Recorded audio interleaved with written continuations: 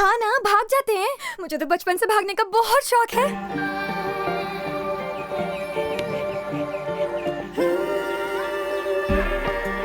आपको पहली बार देखा है यहाँ पर। हीरो हीरोइन के घर के बाहर इंतजार करता है सुबह तक, चाहे आंधी आए बारिश आए। उसी तरह मैं भी आपका इंतजार करूंगा। देख मेरी बात मान, ख्वाब देखना छोड़ दे।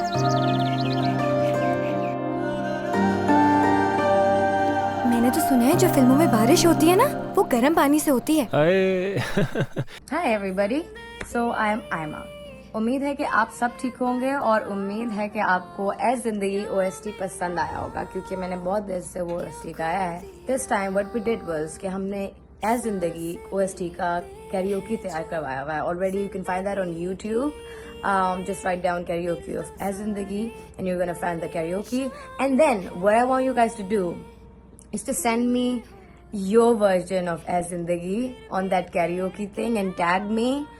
And what you can get is that you can get a chance to meet me, maybe have a boring day with me. No, not really boring.